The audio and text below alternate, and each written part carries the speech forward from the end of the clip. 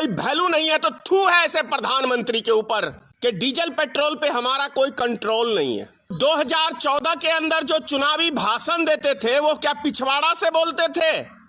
तो भारतीय जनता पार्टी की गंदगी साफ करने के लिए गंदे में थोड़ा कदम रखना पड़ेगा। प्रधानमंत्री के ऊपर भारतीय जनता पार्टी के एक एक सदस्य के ऊपर मुकदमा होना चाहिए।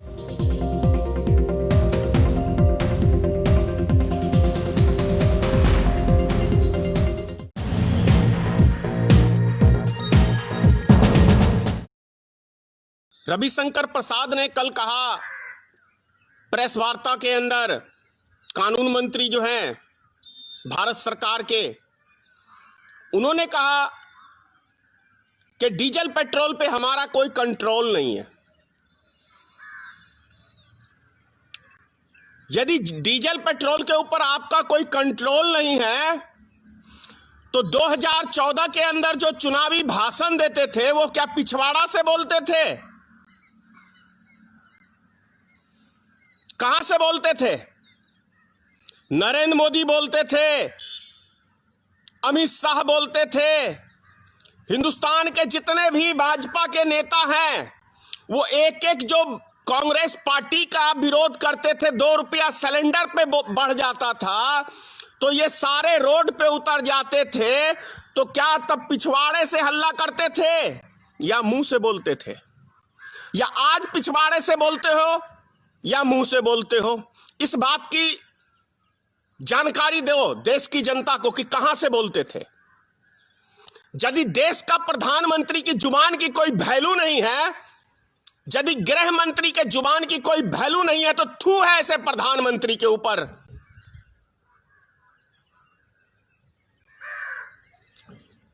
यदि अंतरराष्ट्रीय बाजार के अंदर कच्चे तेल की कीमत बढ़ी ही नहीं और भारत सरकार बढ़ाए जा रही है तो यह पैसा किसके खजाने में जा रहा है? क्या उद्योगपतियों की दलाली करने के लिए सरकार बनाया था क्या भारत की जनता ने? या देश की सारी संपत्ति बेचने के लिए आपको मत दिया था भारत की जनता ने? यह चुनाव में बोलना चाहिए था कि मुझे आप मत दो, मैं देश की एक एक संपत्ति को बेच दूंगा। ये उस टाइम बोलते ना, लेकिन उस टाइम में तो ये नहीं कहा था।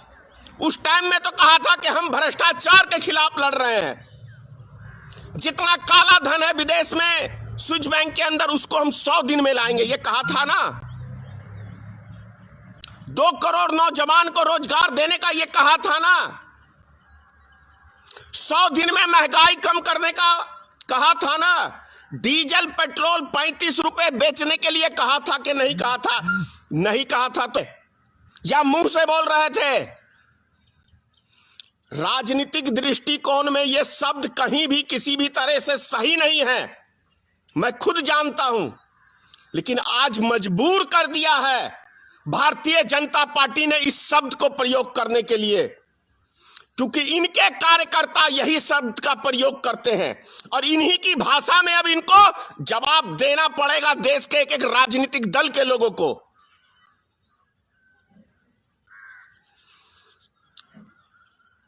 कृष्ण भगवान ने कहा था कि पाप कचरा को साफ करने के लिए कभी कभी कचरा बनना पड़ता है। तो भारतीय जनता पार्टी की गंदगी साफ करने के लिए गंदे में थोड़ा कदम रखना पड़ेगा। ये गंदगी है इस देश के,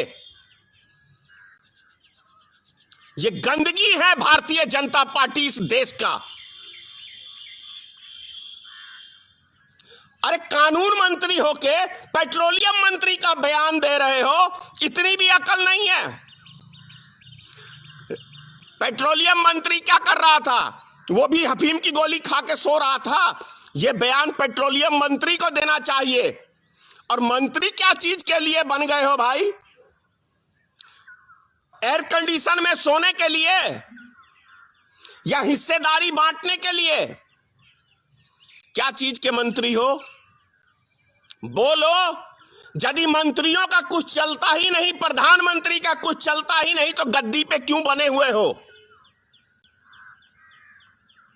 यदि भारत सरकार का नियंत्रण किसी चीज के ऊपर है ही नहीं और हर चीज पे भारत सरकार हाथ खड़े करती है, तो ऐसे प्रधानमंत्री को एक सेकंड के लिए बने रहने का कोई अधिकार नहीं है।